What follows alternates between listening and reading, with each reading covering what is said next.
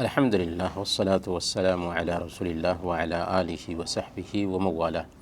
محترم بھائیوں اور بزرگوں، السلام علیکم ورحمۃ اللہ وبرکاتہ۔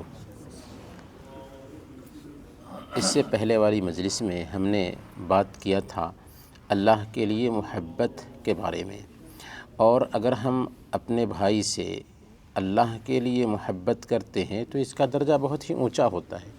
پر ایک سوال یہاں پر یہ ہے کہ اللہ کے لیے محبت کرنے کی پہچان کیا ہے؟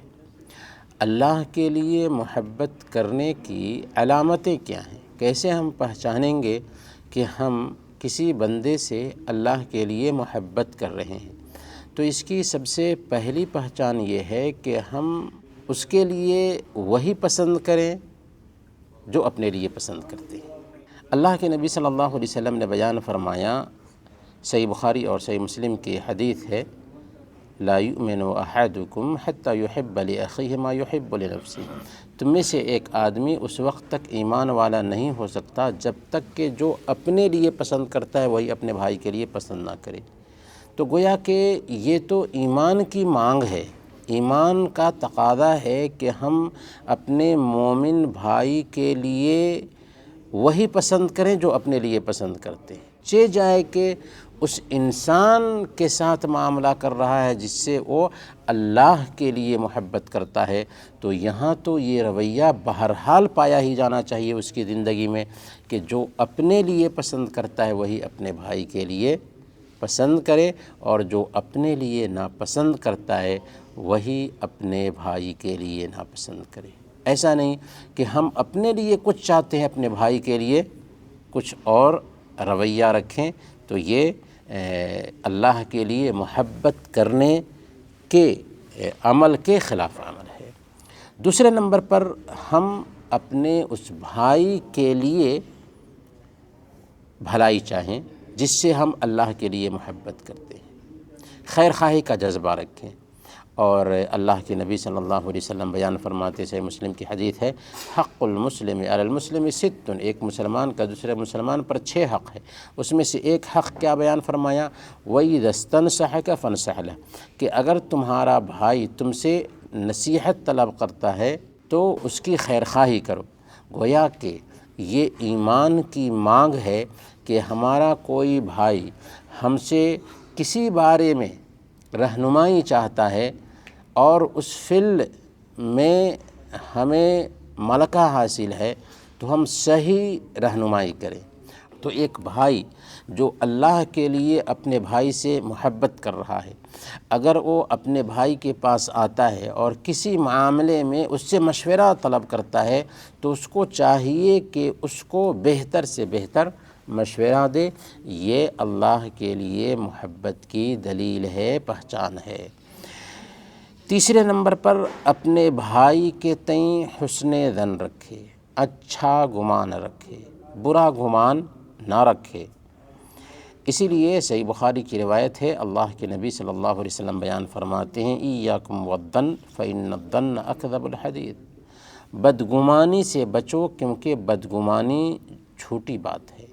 یعنی اگر ہم اپنے بھائی سے اللہ کے لیے محبت کر رہے ہیں اور اس سے بدگمانی پالیں تو یہ قطعاً مناسب نہیں ہے۔ عام طور پر کوئی بات کسی سے سنتے ہیں یا کسی طرح کا کوئی حادثہ ہو جاتا ہے تو ہم سامنے والے کے بارے میں بدگمان ہونے لگتے ہیں، حالانکہ بدگمانی کا شکار نہیں ہونا چاہیے، ہمیں سامنے والے کے لیے عذر ڈھونڈنا چاہیے۔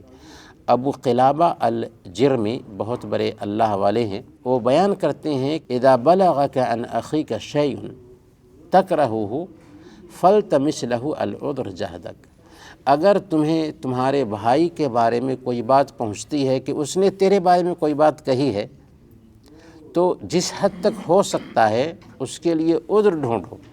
ہو سکتا ہے اس نے یہ مراد لیا ہو سکتا ہے اس کی نیت یہ ہو، یعنی تمہارے بارے میں کوئی بات تمہارے بھائی نے کہی تو اس کے لیے عذر ڈھونڈنے کی کوشش کرو۔ اگر تم کو کوئی عذر نہ ملے تو کہو کہ ممکن ہے کہ میرے بھائی کے پاس کوئی عذر ہو جس کا مجھے پتہ نہ چل سکا۔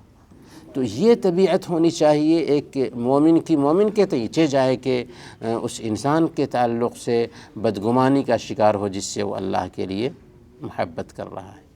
اور اگر بدگمانی پھیلنے کا ڈر ہے تو وہاں پر معاملے کو کلیئر کر دینا چاہیے۔ یہاں بھی ہمیں اللہ کے نبی صلی اللہ علیہ وسلم کی زندگی سے رہنمائی ملتی ہے۔ ایک مرتبہ اللہ کے نبی صلی اللہ علیہ وسلم اعتکاف میں بیٹھے ہوئے تھے، حضرت صفیہ رضی اللہ تعالی عنہ آتی ہیں آپ کی زیارت کے لیے، وہ آپ کے پاس بیٹھتی ہیں، اور جب جانے لگتی ہیں تو اللہ کے نبی صلی اللہ علیہ وسلم ان کو چھوڑنے کے لیے ان کے ساتھ چلتے ہیں یہاں تک کہ گھر تک پہنچا دیں۔ جب جا رہے تھے کہ دو صحابہ آپ کو دیکھتے ہیں کہ آپ اپنی بیوی حضرت صفیہ رضی اللہ تعالی عنہ کے ساتھ جا رہے ہیں، تو وہ جلدی جلدی بھاگنے لگتے ہیں کہ اللہ کے نبی صلی اللہ علیہ وسلم اپنی بیوی کے ساتھ گزر رہے ہیں۔ اللہ کے نبی صلی اللہ علیہ وسلم ان دونوں کو روکتے ہیں، کہتے ہیں کہ رک جاؤ، یہ میری بیوی صفیہ ہے۔ انہوں نے کہا کہ یا رسول اللہ، کیا آپ کے بارے میں ہمارے دل میں کوئی غلط فہمی پیدا ہوگی؟ تو اللہ کے نبی صلی اللہ علیہ وسلم نے کہا کہ دیکھو، شیطان ایک انسان کے بدن میں خون کے جیسے دوڑتا ہے، اور میرے دل میں یہ احساس پیدا ہوا کہ ایسا نہ ہو کہ شیطان تمہارے دل میں کوئی غلط فہمی ڈال دے، تو غلط فہمی پیدا ہونے کا موقع بھی نہیں دینا چاہیے، اور ہر حالت میں اپنے بھائی کے تئیں اچھا گمان رکھنا چاہیے، بدظنی سے بچنا چاہیے۔ اگر ہم کسی بھائی سے اللہ کے لیے محبت کرتے ہیں تو چوتھے نمبر پر چاہیے کہ ہمارے اندر ایثار اور قربانی کا جذبہ ہو۔ ایک طبیعت ہے جس کو ہم مفاد پرستی کہتے ہیں، اپنا دیکھنا، اپنے لیے سوچنا، لیکن اسلام ہمیں انسانوں کے لیے سوچنے کے لیے تیار کرتا ہے۔ اسلام ہمارے اندر ایثار اور قربانی کا جذبہ پیدا کرنا چاہتا ہے۔ وَيُؤْثِرُونَ عَلَىٰ أَنفُسِهِمْ وَلَوْ كَانَ بِهِمْ خَصَاصَةٌ، وہ ایسے لوگ ہیں کہ اپنے آپ پہ دوسروں کو ترجیح دیتے ہیں، حالانکہ وہ خود محتاج ہو۔ حضرت ربیع بن خثیم اللہ والے، ان کو میٹھی چیز کھانے کا بہت شوق، گھر والوں سے کہا کہ میرے لیے فلاں میٹھی چیز بناؤ۔ گھر والوں نے بنایا، جب چیز بن گئی تو انہوں نے چند فقراء اور مساکین کو بلایا اور اسے کھلا دیا۔ گھر والوں کو اعتراض ہوا، کہا کہ اتعبتنا ولم تاکل، آپ نے ہمیں تھکایا، ہم نے اسے بنایا ہے اور آپ کھائے بھی نہیں۔ تو انہوں نے کہا کہ لوگوں نے تو کھا لیا نا، یعنی غرباء اور مساکین جیسے ہم کو ضرورت ہوتی ہے یا ہماری خواہش ہوتی ہے کہ ہم کھائیں، ویسے ہی ایسے غرباء اور مساکین ہیں جن کو خواہش ہوتی ہے کھانے کی لیکن ان کو ملتا نہیں، تو ہم نے اپنی خواہش پر ان کو ترجیح دیا۔ تو یہ ہے ایثار اور قربانی کا جذبہ جو اسلام ہمارے اندر پیدا کرنا چاہتا ہے۔ اسی طریقے سے ہم اللہ کے لیے محبت کرتے ہیں تو اپنے بھائی کی ضرورت پوری کرنے کے لیے اس کے ساتھ چل کر کے جائیں۔ آپ واقعی اگر اپنے بھائی سے اللہ کے لیے محبت کرتے ہیں اور اس کو کوئی ضرورت ہے، کسی کام کے لیے وہ کہیں جانا چاہتا ہے، کسی بھی طریقے سے آپ اس کے کام آ سکتے ہیں تو آپ آئیں، یہ اللہ کے لیے محبت کی پہچان ہے اور اس کا اجر اور مرتبہ بھی ہے۔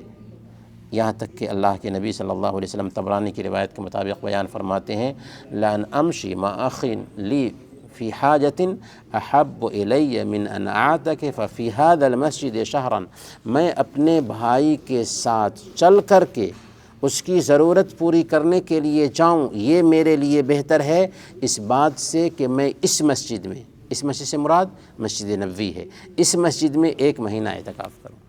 کتنی بڑی بات ہے، یعنی آپ کسی بھائی کی ضرورت پوری کرنے کے لیے اس کے ساتھ چل کر کے جاتے ہیں۔ ضرورت کسی بھی طرح کی ہو سکتی ہے، آپ کے پاس گاڑی ہے اس کو پہنچا دیتے ہیں اپنی گاڑی سے، آپ کے پاس واسطہ ہے واسطہ لگا دیتے ہیں، کسی بھی طریقے سے آپ اپنے بھائی کی ضرورت پوری کرنے کے لیے اس کے ساتھ چل کر کے جاتے ہیں، تو اللہ کے نبی صلی اللہ علیہ وسلم نے کہا کہ یہ کام کرنا میرے لیے 1 مہینہ مسجد نبوی میں اعتکاف کرنے سے بہتر ہے۔ تو گویا کہ یہ عمل بھی معمولی عمل نہیں ہے جائے کہ وہ انسان جس سے آپ اللہ کے لیے محبت کر رہے ہیں تو یہ تو ضرور قربانی ہونی چاہیے آپ کے اندر۔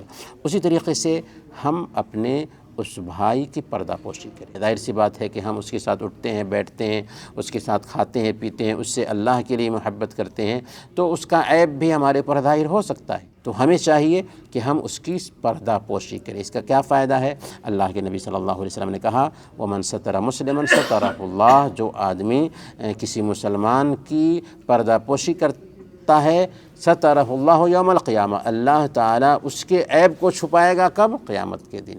دنیا میں بھی اللہ تعالیٰ اس کے عیب کو چھپائے گا اور قیامت کے دن بھی اس کے عیب کو چھپائے گا۔ اسی لیے ہم جس سے محبت کرتے ہیں اس کے عیب کو چھپانے کی کوشش کرنی چاہیے۔ اور آخری اور اہم پہچان یہ ہے کہ ہم اس انسان کے لیے اللہ سے غائبانے میں دعا کریں، غائبانے میں دعا کریں جس سے ہم اللہ کے لیے محبت کرتے ہیں۔